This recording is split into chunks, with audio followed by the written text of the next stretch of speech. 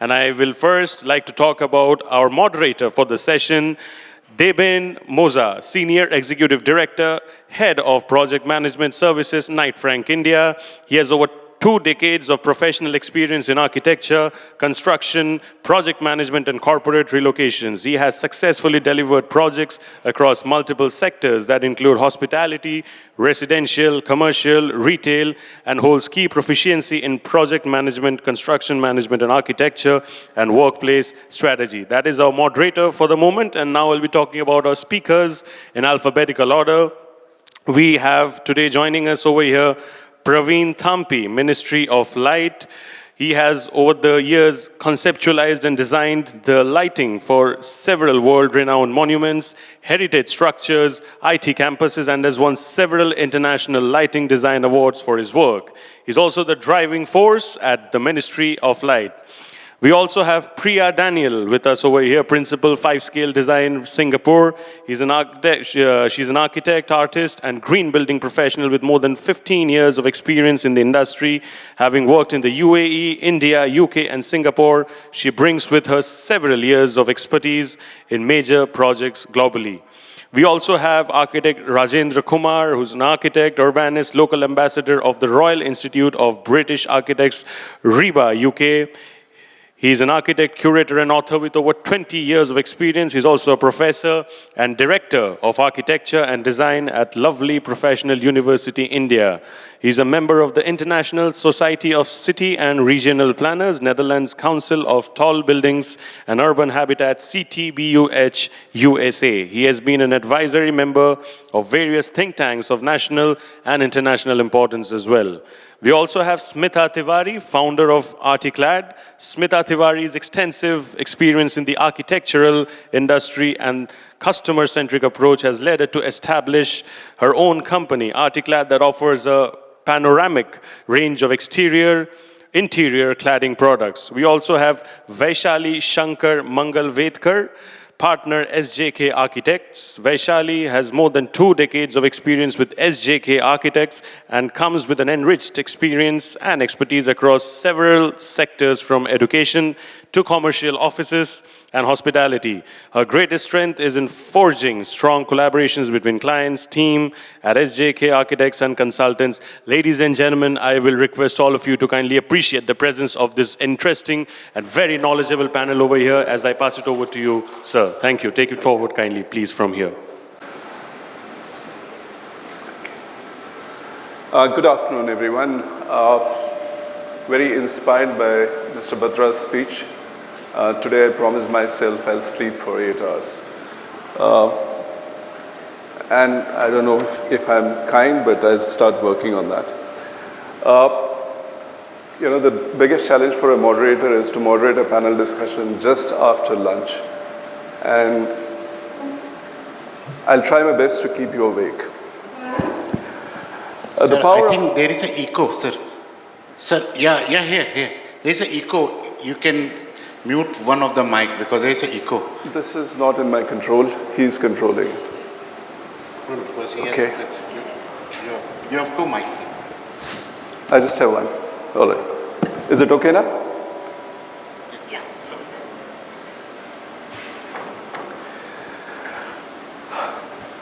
The power of collaboration is ability to bring different perspectives and create something greater than the sum of its parts. Welcome everyone, and thank you for joining us for this discussion of On the Age of Co-Creation, the next level of design collaboration. As the design landscape evolves, so too do the ways we work together. Today we'll explore how co-creation is pushing boundaries of collaboration, fostering innovation, and shaping the future of design. We have a fantastic panel of experts with us, representing diverse perspectives on co-creation, and let's give them warm welcome. So I'll reintroduce them, not in the order which is there, but I'll try to do it. We have Praveen from Ministry of Light, Priya from 5-Scale Design, Rajendra Kumar, who's a local ambassador of RIBA UK, architect, urbanist, and curator, Smita Tiwari, founder, Articland, Vaishali, partner, SJK, and myself. So, I'll start with basically the question of co-creation. I think that's something which is the topic, and would like to understand from, I'll start with Praveen, what is co-creation?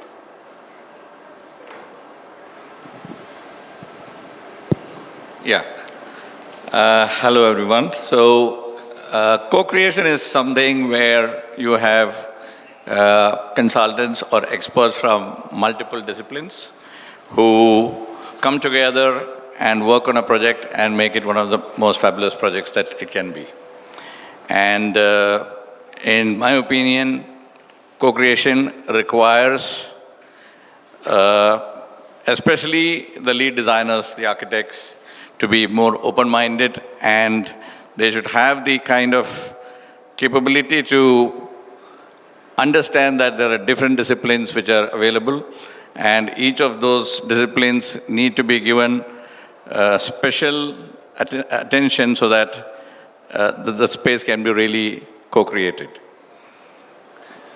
So, Priya, what are the key benefits of co-creation in design compared to traditional and siloed approaches?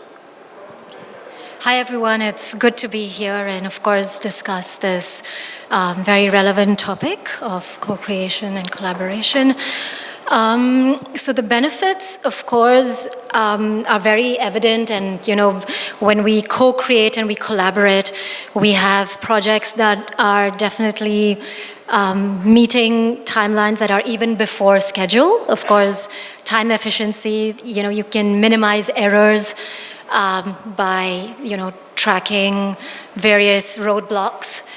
You can also, when you collaborate, you're always learning. You're learning more. You're learning from diverse set of people that are coming together.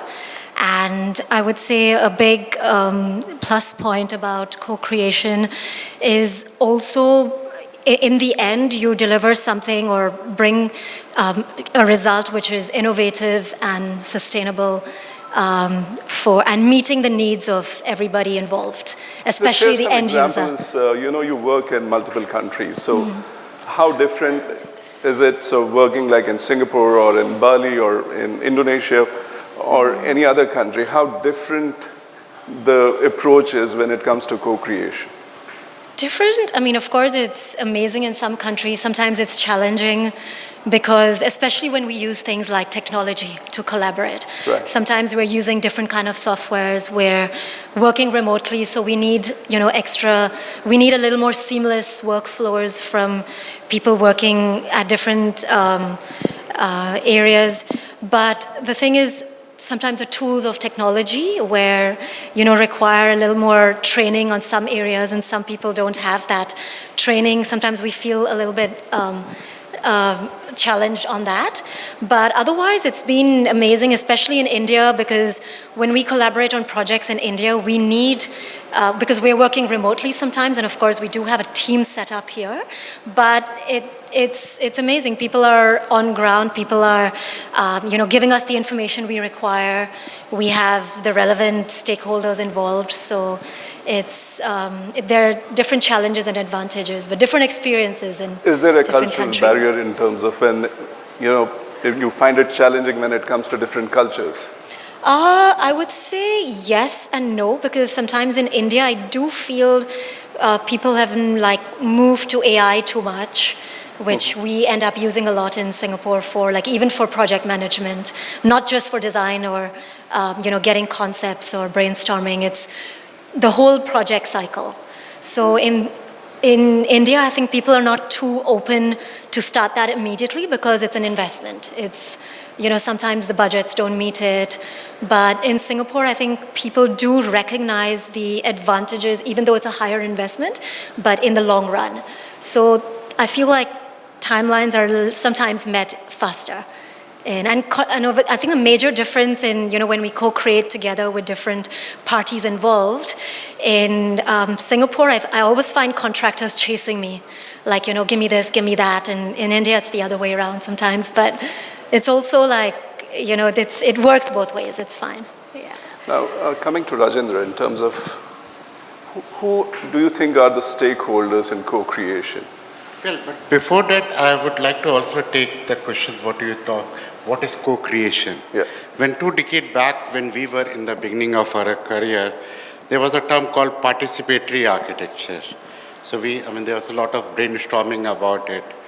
But this new term, co-creation, and I believe that it's very justified term, because when you talk about we are doing a participatory architecture. So many times contractors says, "Sir, हम architect तो है नहीं, हम कैसे आपके process में involve हो सकते हैं?" Many times it happens. पर इसका ये भी तो है कि कई बार लोग बोलते हैं कि आप ही आर्किटेक्ट हैं और आर्किटेक्ट को ये लगता है मैं ही डिजाइनर हूँ, मैं किसी से इनपुट क्यों लूँ?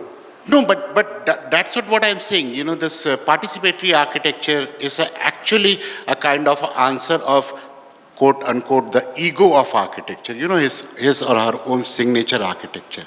But yeah, taking the point about what do you think, who are the stakeholders? Because what happened is we are doing a lot of projects for individual clients where we directly interact with a client, but many of our colleagues sitting here and across the world, they are working for the real estate group, where who is your client? When we talk about mass housing, so and definitely the real estate owner is not going to live in that houses. So there is a challenge also. That when you talk about how to engage the stakeholder let's say, take example of mass housing. So with whom you co-create. So I believe it's very right time to identify the stakeholders. Since I come from the academic side also, I have been involved in many of the projects across the world, in MIT also and Harvard also, where there is a tendency and there is an engagement of even the academia also. Because I believe that till the time you don't engage academia, I believe that this is not very much practiced in India. And my exposure of working with the international universities on a project, non-academic project, the project where every stakeholder, including a student, academia, policymakers, all are a stakeholder, and then they decide what to do the projects. So yeah. So I'll jump to another architect and ask her about her views on it. Vaishali, Rajendra spoke about co-creation, participatory architecture. How do you view it in terms of how do you take inputs from the stakeholder for your design? And how challenging is that? To begin with, I'd like to say that, the term co-creation got me thinking a little bit. And I started by saying that, architects don't really, we as professionals, we don't create art for art's sake. We're creating structures, buildings for other people to enjoy. And we're trained in a way to collaborate. We don't exist on our own. We are trained to speak with stakeholders and create stuff. So I began to think about what really then does it mean to deepen collaboration such that it becomes co-creation? What is the difference? And I'd like to just try and explain my understanding through a project we're doing recently. It's a very interesting project. It's a Gaushala. It's not a dairy. You can think of it as a home for 100 pet cows. And we started in the traditional methodology, which is the hub and spoke method, with the architects being in the center, the hub, connected to several stakeholders. So there was the owner, who obviously loved cows. Then there was the cows were the end users, but they were very well represented by a cow expert who really knew the cows, and he had spent a lifetime with cows. So we said, okay, the cows are well represented. So they were the other stakeholders. The site was very close to it's a slightly hilly terrain, very close to a large water body. So then we involved a water management consultant, another stakeholder, MEP consultants, landscape consultant, all the others. So we started pretty much by working, doing intense one-on-one sessions with each of the stakeholders in an earnest, we were quite earnest in trying to figure out what is the brief, how would anybody visualize a Gaushala, how do you design for an animal, so on and so forth. And we came up with our first design, showed it to the owner. Owner's very happy. So he said, okay, chalo, this was an easy one, fixed it. The cow expert rejected it totally, pointed out many loopholes that the cows won't enjoy, stuff like that. We did another iteration, approved by the first two, rejected by the water management consultant, so on. Went on for about 5 weeks, and we ended up utterly frustrated. We were trying our best to collaborate, it wasn't working. So we said, okay, let's change the methodology, and instead of being this hub working with these many spokes, we said, what if we convert this into a network? And very much like, let's say, the network of mushroom filaments growing under a rainforest that connect every tree in the rainforest, allow the rainforest to thrive, share nutrients, and so on and so forth. We said, okay, let's do a series of workshops. Magic happened. In a way, all stakeholders are connected with each other. What happened was we began to build on each other's strengths. And the moment that happened, the end of the first workshop, we had something of a layout that worked. At the end of the second one, everybody had signed off on the design. So I think that the whole process and the way it unfolded helped me understand that sometimes giving up a certain position and reorganizing people, everybody had their own stand. We as architects had our own stand, and we were stakeholders to the whole process. But changing the way we relate with each other, changing the platform and the method with which we relate with each other can change collaborations into co-creations which are more powerful, faster, quicker, more effective. So Smita, to you, how easy or difficult is it for you to collaborate with the designers when you talk about your product? Thank you, Devin. Honestly, like you all said, there are advantages, a lot of advantages of co-creation, but there are also a lot of challenges, like Vaishali just mentioned, that it becomes very challenging when you have 10 brains working upon something. So yes, it becomes the case most of the time to us because our role is very different than a designer. Designer is generally focusing onto aesthetic and functionality, and our task is to ensure that we are able to deliver it. So earlier when we started with our company, our focus was we had 1,400 options of cladding with us, and which were available in endless color options. And over the years we realized that it's not working out. Standardization no longer is something that is appreciated. Everybody wants something which is very unique to their taste, which is very unique to their desires. Collaboration and co-creation thankfully helped us to innovate a lot. As a result, today we own 16 patents, which is an outcome of collaboration. So earlier the options that we had were replacement of natural stones, which are heavy, and they looked like natural stone, but the disadvantage was the product was heavy. And every time we would go to an architect and designer and present our product, we would get a feedback that, okay, I can use it to a certain extent. But what about a structure which is tall, or a structure which has complex architecture design? How do you clad that? And if at all we want to clad that, how do you help us to clad that? So over a period of time, just the way that your potato chips story, that you have a potato wedges, then you cut short, and finally you come to a thin potato wafer. It's similarly when we started with the stones, we started cutting it, chopping it to an extent that the stone became just 3 mm and it could actually bend. And as a result, we proudly can say that we are the only manufacturers of this product in the whole country, and this is thanks to collaboration. Had we been using our expertise, which was concrete and clay, probably we would not have been able to do this.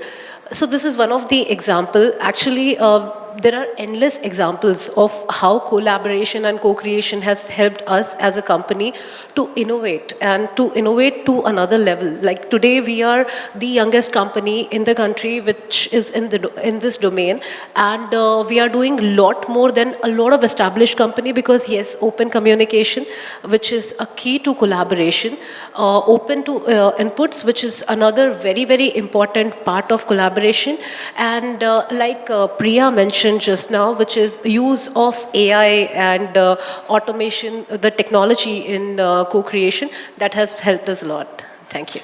Okay, you touched upon technology. I'll come back to Praveen and Priya on that. So I'll start with Praveen. Lighting design and technology go hand in hand, right? So how are you adapting to that, and what is the response of your clients in terms of use of technology, and are they encouraging you to use the technology for lighting design? Yes, I mean, so I would like to first start with the challenges which me as a lighting designer face in the industry, especially with architects and interior designers. Because strangely, it is lighting design that is one aspect which looks at the aesthetics both from an architect's perspective as well as a lighting designer's perspective. So it's like two designers and there is always a clash. And when I did my master's in lighting technology, it was actually mentioned that, you will have constant clashes with architects and interior designers. And I literally face this every day because a lot of projects, now, from a lighting perspective, it is not only the aesthetics, also the technological aspects. There are a lot of do's and don'ts. Correct. For example, I wouldn't design a stage like this with a lot of these glary lights coming up like this. If you see any of the auditoriums that we have designed, you will not have any of these lights coming straight into the eyes. Now, what I've noticed is some architects are very open to these things. I mean, they really listen to you, and that those projects really come out really well. And some cases, I would be a little controversial here, but I've seen that mostly women architects and interior designers are less open to ideas from lighting consultants or any experts on that matter. I don't know why. I know there are a lot of, that's why I said it is a little controversial, but I'm telling it from my own experience. I've literally walked out of at least 10 projects where there have been women architects and interior designers because somehow we are just not able to, meet the ends. So this is, and frankly, most of the projects that we work with, it is literally that the client pushes for technology and why we need this. Clients really understand, but sometimes architects, they have an idea, they have a thought process, and they just want to go with that. I mean, there are two ways of looking at it. One is, yes, if it is practically possible, yes, we can enhance that design. But sometimes what happens is you're not able to, it's like there are these few principles of lighting which you cannot really play around with. So that is where, a lot of clashes happen. And I've had this with even international architects. When you have a strong architect and a strong lighting designer, there is always a clash. So Priya, your views on this? You agree or disagree? About the clash or about using technology? Both. Both. I don't agree on the gender thing because that's too, because I think it's personality. It's not a gender thing. So it depends. Some designers do have an ego issue, some don't. But I think if, when you collaborate, if you do share a strong vision, a shared vision, shared goals, and, you get the right team on board, your dynamics match, it's always successful. And collaboration, you foster trust in each other, you kind of, take the pains and the gains together. So, you understand each other, and, of course, sometimes as architects, we need to do a little bit of a strategic leadership sometimes because we are driving the project even though we have separate stakeholders involved. Some decisions, we need to take. That's when, for example, if you have a project manager or a main con who, it's good if he highlights the problem to you, but if he's solving the problem, that's where we step in. Like you highlight the problem to us and then we help you solve it, or we do it together. So I feel those are more successful, but I think it should be done in a very proactive and a very, what's it called, an advantageous way to everybody, not for the sake of an ego or, not being open to other ideas or feedback. Yeah. Rajendra, your views on it. You've been thinking about something. I also disagree about this gender aspect. But when we talk about lighting design and technology, I believe, we miss the point about lighting design. It's not only about, the bulbs, LEDs and all. And that side is really not well researched. Is there any technology which can enhance the daylight, the natural light? And in that domain, there is a less work happen. I give you a certain example. Architect Jean Nouvel from Paris, and very near to your place in Saadiyat Island in Abu Dhabi, where this Louvre's museum, and how he used the technology for, magnifying the natural light. So that side is also, I'm very sure that, when we talk about, natural light enhancing and all, the business will impact about the lighting designer. Who will buy the bulbs to be, to have a light in the afternoon time. So one project about Saadiyat Island Guggenheim Museum by the same architect. Another project, Islamic Center in Paris, by Jean Nouvel. And there is a new project, I don't know if anybody is from Ahmedabad here, very recently project completed a library building where the natural light goes in the second basement also.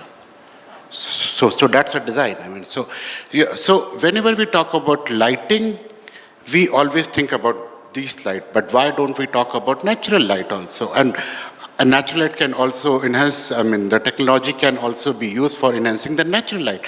You all might have seen in this viral video which goes in, many times it says that in Philippines or somebody says, like where in all the jhuggi jhopdi and very temporary houses, there is a bulb kept on that. A bottle. Yeah, bottle, yes.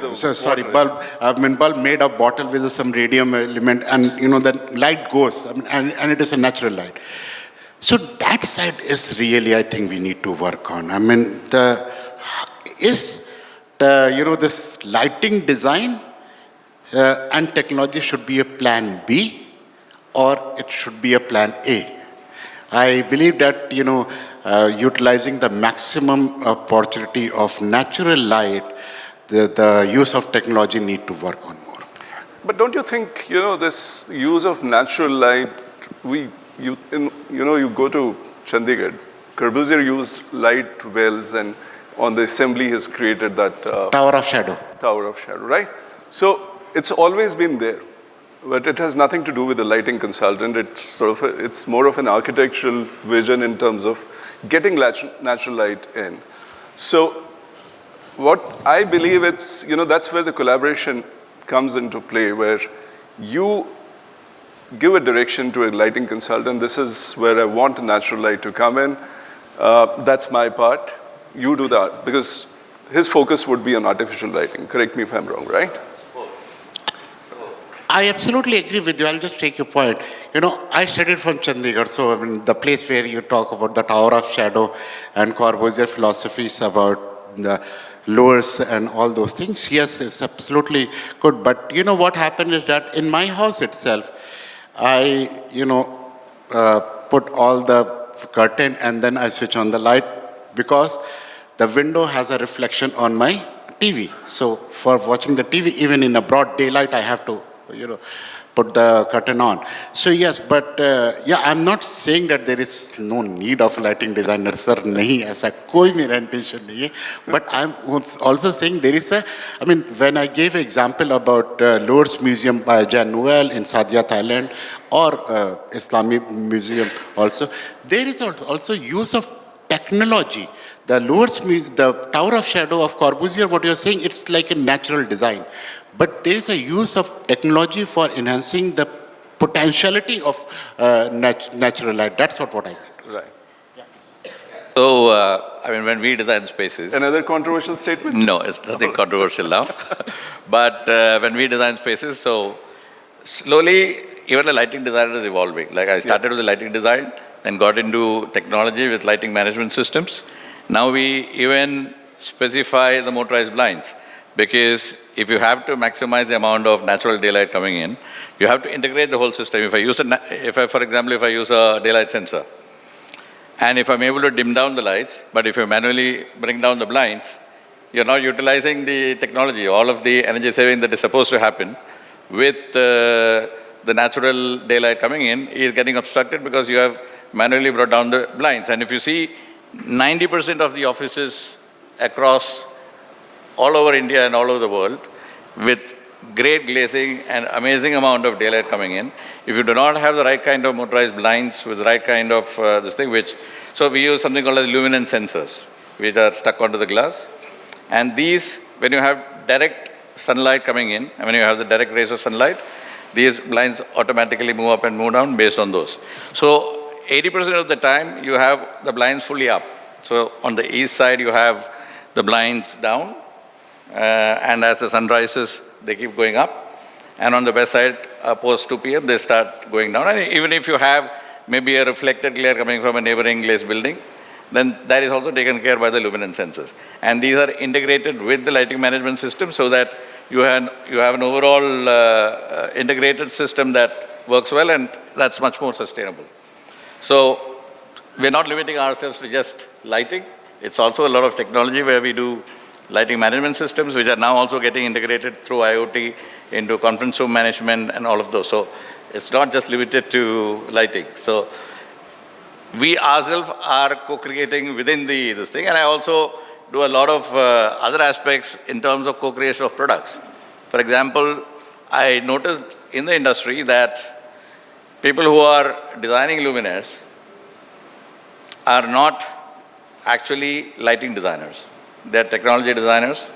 So the gap between design and the right kind of product. So that is where I come in as a technology consultant to a lot of manufacturers, and I think about 35 companies I do technology consultancy where we co-create and develop new products based on an application. Right. So now when we start, we're even looking at today, something called vitamin D synthesis. Now this we're working with ICMR and Havels as a company where we have now, 70% of the people in India have vitamin D deficiency, even though we have so much of sunlight available. But because we are sitting inside an office space and we're not getting exposed to that, your UVB synthesis. So that is why we have vitamin D deficiency, which we are now bringing in through luminaires into office spaces so that you can get that 400 international units of vitamin D that is coming in from natural sunlight. Understood. So this question is to all the panelists, and I'll start with Vaishali. Looking ahead, what are the exciting possibilities of co-creation in design? Like, what are potential future trends, emerging technologies, impact on various design fields? So what do you think we're heading to? What is the future in terms of co-creation in design? So I'd like to first just quickly delve upon, different aspects of why we want to co-create, not only at the beginning of the design process, but also through construction, and just circle back to your question, which is I just want to say that, co-creation for us begins at concept design through the life of the entire project, especially during execution. I feel that co-creating, especially during execution, helps deepen a lot of brings a lot of meaning to architecture. I feel what it helps respond to is that, especially in the wake of globalization and with all of the architecture becoming more homogeneous in many ways, co-creating, especially with craftspeople and artisans, who that our country is really, blessed to have. Helps keep the craft alive, helps the craft evolve, but also gives architecture that's really meaningful. Now, again, just circling back to the new technologies that we are thrilled with, therefore, something very simple. It's not really high-end technology, but something all of us have been exposed to thanks to the pandemic, which is working with platforms like Zoom and Team.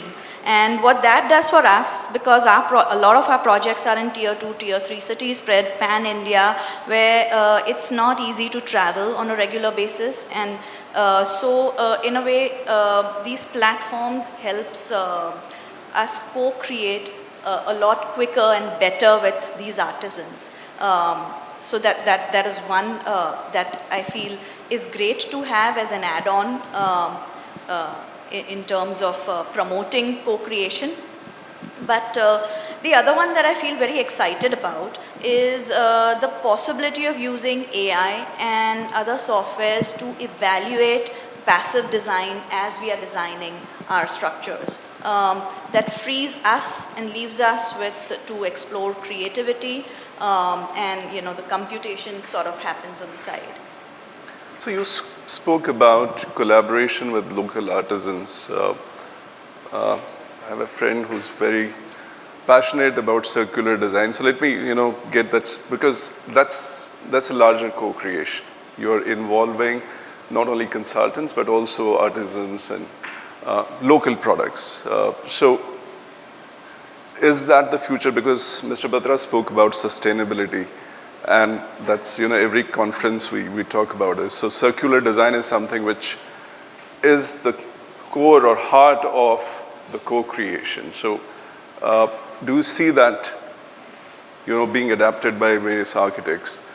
I do hope. I feel technology can be used in several ways, but at the heart of it lies our intention. And I feel that involving local craftspeople, involving local material, is the direction we want to use technology and push ourselves in that direction.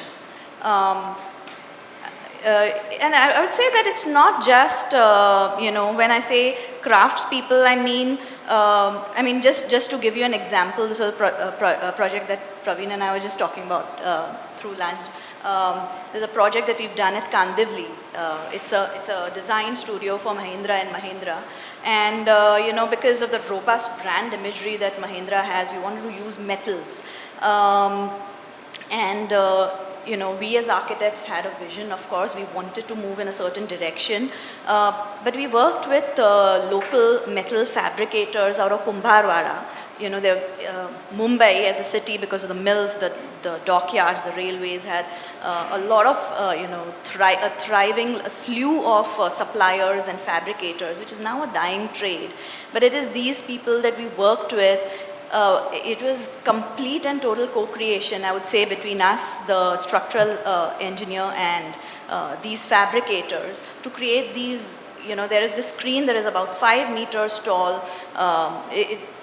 We ended up with something that was functional and sculptural, none of which can happen without such collaborations. Technology can only aid such things, and what I meant was that when we can use technology in many ways, but intending to try and save a certain craft and art is what we can push ourselves to do, through our design and our work. Smita, your views. Honestly, Vaishali, I'm very impressed by your choices that you're making, which is supporting the local craftsmen, and probably I'll also assume the local manufacturer. That sounds in my benefit. Talking about the future technologies that can be emerging out of co-creation, I would like to just, since you all are designers, what do you think, Deben, how much time does it normally take for you to create a 2,000 square feet house, roughly? It can take ages. Ages. Depending on the stakeholders, right? As in, the minimum duration, maybe 3 months, 4 months, this is the lowest duration? See, as a project manager, I'll tell you, I had given a schedule of 18 months to build a Wow. house, right?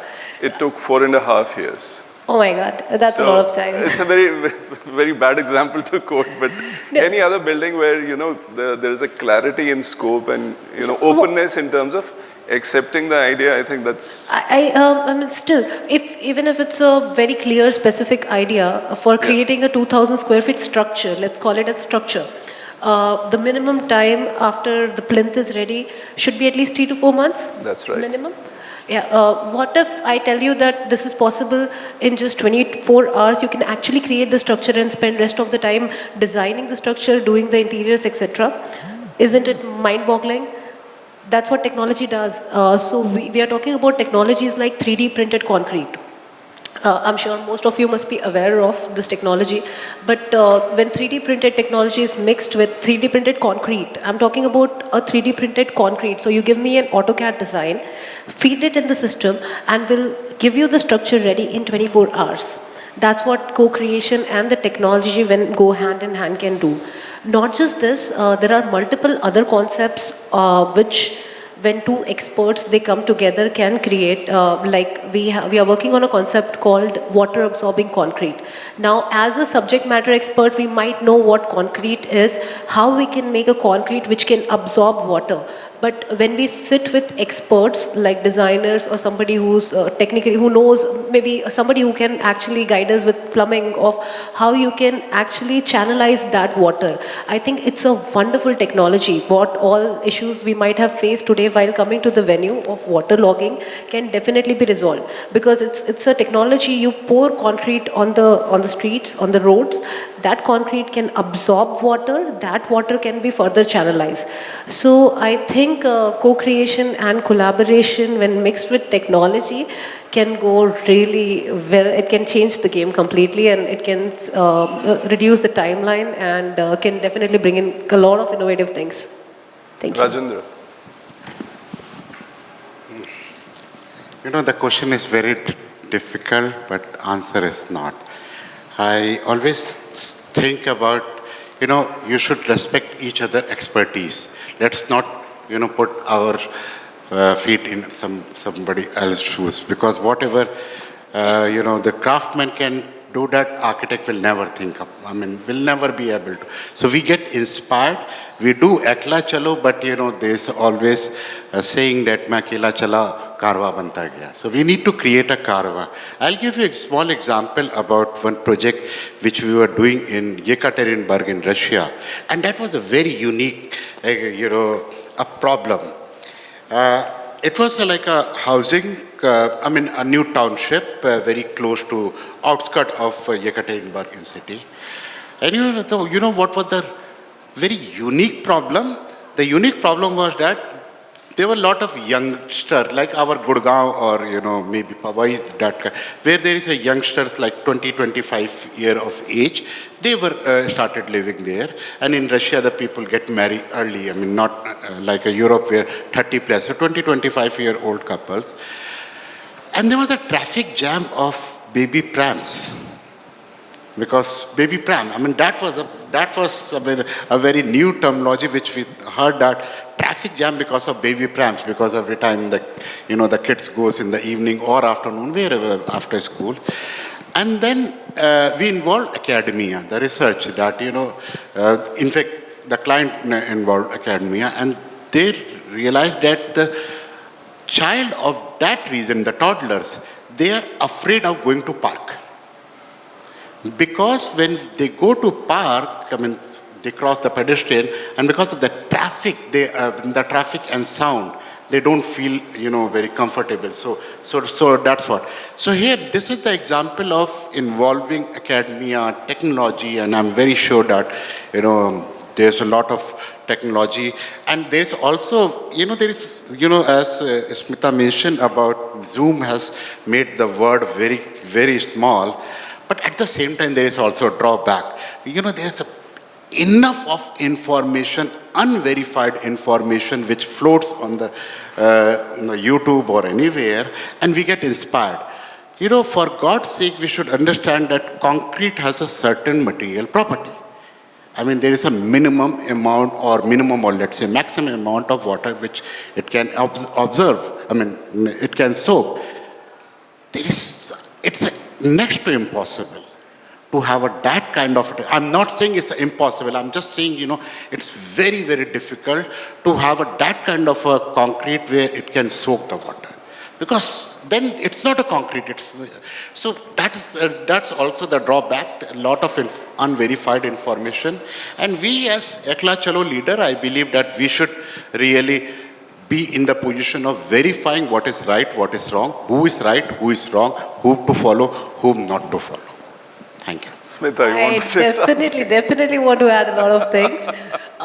When you talk about concrete as a subject, there's a vast possibility with concrete, and this possibility we are exploring with our expertise of having 3 factories currently in the country.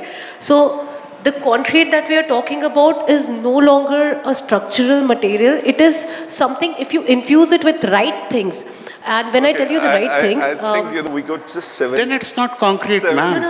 Definitely. Okay, we'll have a separate panel discussion on concrete now. I'll quickly go to Priya in terms of future of co-creation. Okay, so for me, I think most of the panelists have already touched on quite a few of the future of collaboration and co-creation. But I think for me, what's going to come out of it, because of this, where we're doing it so much more, it's gone are the days of the lone visionary architect who just does everything themselves.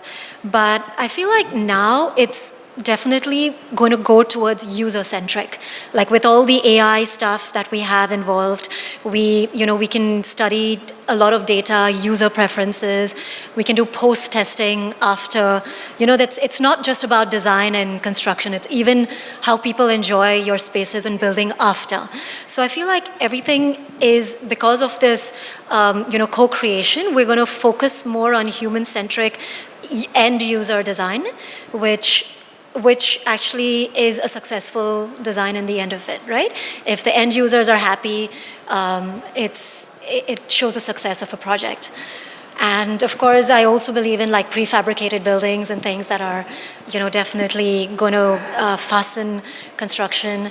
And definitely, we use a lot of enhanced AI and generative software as well, where we, like Midjourney or D5 High and things like that, where everything is so visual and, provides iterations and options right from the beginning that, clients or all the other stakeholders involved are able to, see the direction of the project much early on and, predict what would be for what the roadblocks are ahead. It's like creating a digital twin, right? Exactly. So I would say Praveen, I started with you and I'll end with you.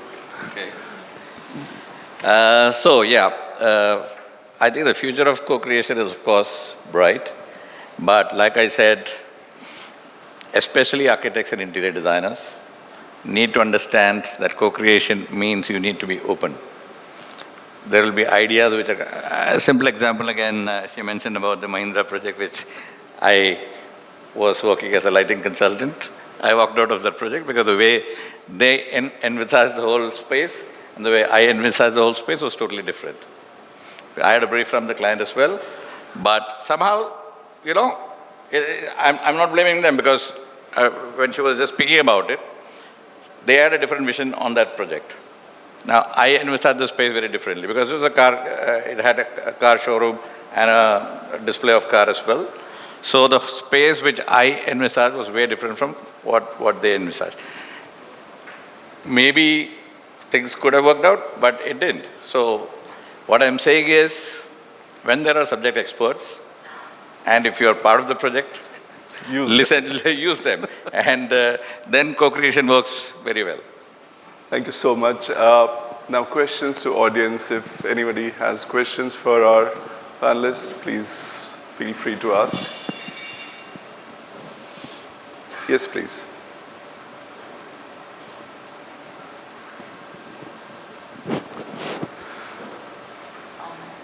Yeah, just a point about what Praveen mentioned about the lighting and the stage, and what happens with lighting and what happens with design is when you don't see it. I just want to ask you, do you think, I mean, the kind of designs or hoardings and the kind of lighting that's happening in all spaces, be it, you're lighting up exteriors, lighting up interiors, do you think that light is now the new noise? Because interiors, you walk into a showroom, all you see is like multiple lights. It's like everything is lit up like it's like you're selling jewelry. And it's the same thing as with buildings. So do you see light as a new noise? It is, of course, but it is not new. It has always been there. It's just that it's becoming more and more relevant now.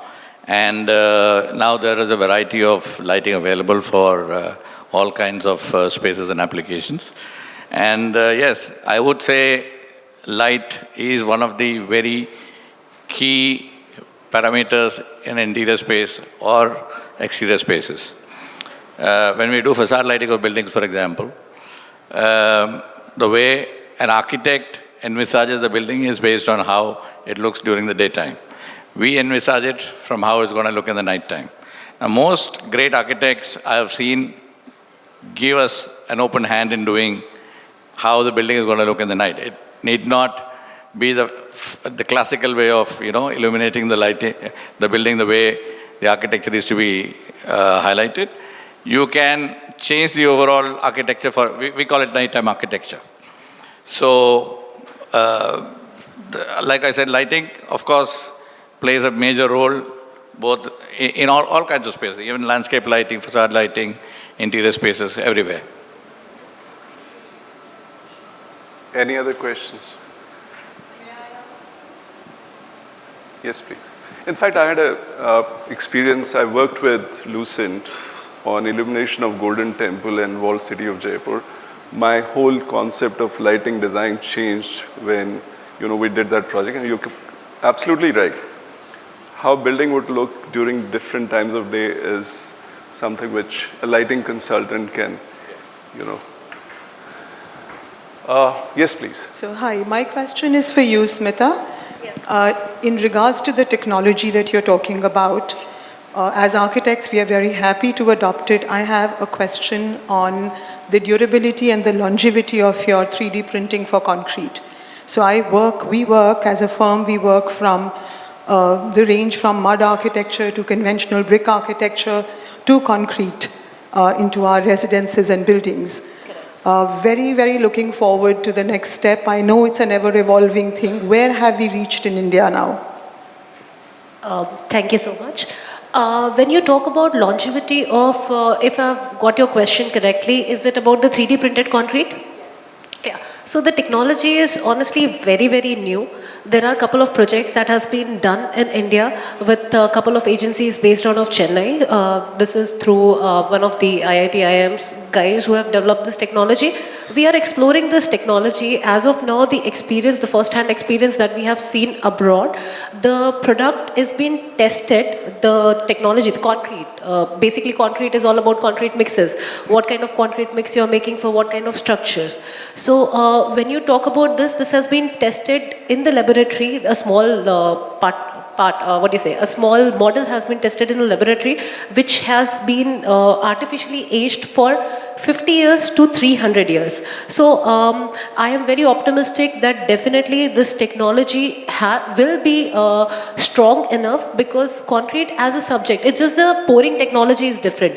Otherwise the fundamental remains the same. It's the same concrete which your plinth is ready, you're making that structure only using the same concrete but in a different way, which is saving time. So you're bringing the technology to reduce the timeline. Of course, multiple challenges are there which has to be addressed, which can be addressed in the real time. Like if we simply talk about a lighting point, if you're creating a structure, how will you give the lighting point to it? How will you give a water plumbing point to it? All those things, of course, would require a lot of detailed attention. But as far as the technology we are talking about, I think right now the technology is explored for G+2, G+3 structure. The testing of the technology is done artificially for 50 years to 300 years. But moving forward, as a manufacturer, what I feel and what we feel where the technology, this 3D printed technology is actually going to be used is basically maybe for creating a structure, a gate, maybe a quick fix of a clubhouse, these kind of things. I think initially, it will be too early to say that we can simply use it to create the entire building in one go. I think that's gonna have that will take a couple of years more. But as far as longevity, I think concrete being the fundamental product should not have much issues. We've been in touch with OSM and I know that across the globe it has started to happen. Yes. But I really have my reservations on when and how are we going to start in India.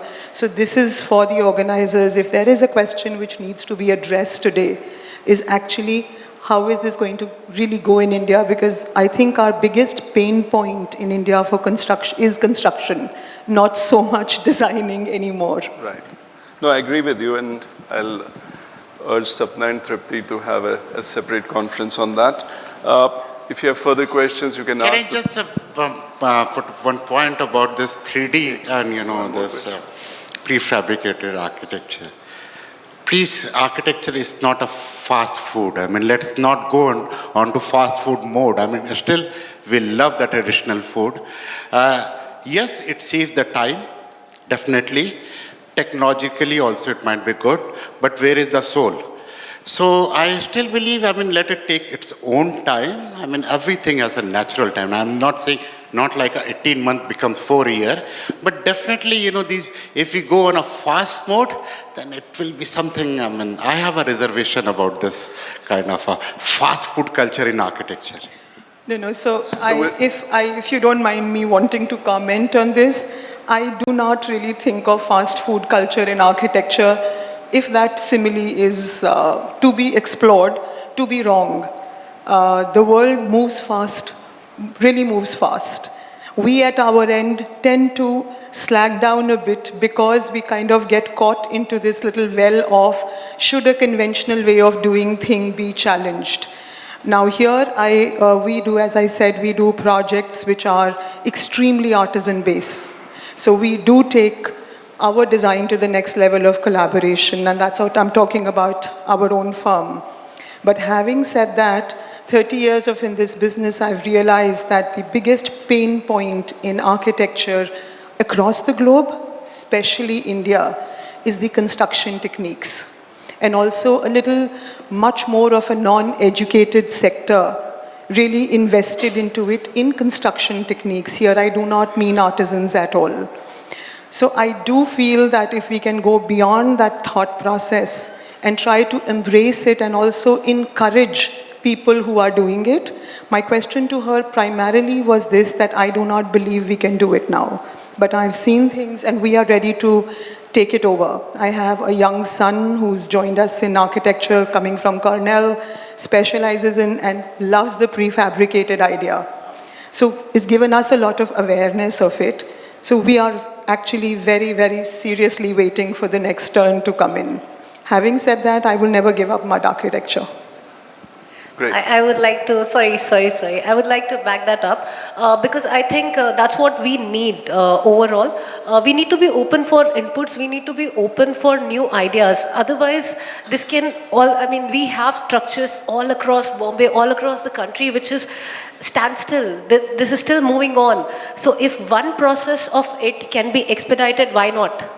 Thank you. I'll take last question from Fancy and don't know if it's a question, but more of a lot of emotions, listening to everybody on stage.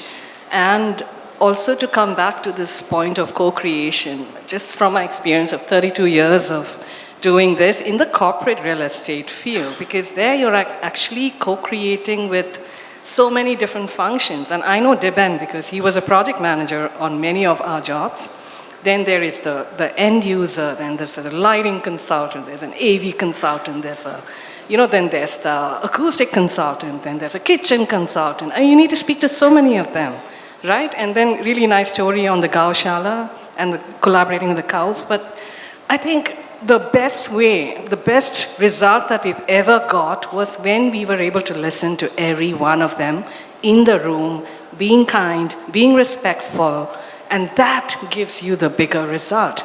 Because I found that the bigger failure for me has been when we go ahead and design and not listen to anyone. We've had to go back and redesign halfway through the project because the end user was just not convinced. You have to give them that time. That is co-creation. Being respectful, listening to everyone, and doing it as a team. Just wanted to make that point. Fancy. That's so well said. I'd just like to... You stole my closing statement. All right. Thank you so much, our esteemed panelists, for sharing your valuable insights. As we heard today, co-creation isn't just a trend. It's a powerful approach that unlocks innovation, fosters inclusivity, and shapes more collaborative design future. Let's continue this conversation and explore the ways to implement co-creation practices in our own design endeavors. Thank you all for joining us today. Ladies and gentlemen, a huge round of applause for all of them over here. Thank you so much, our respected speakers and moderator.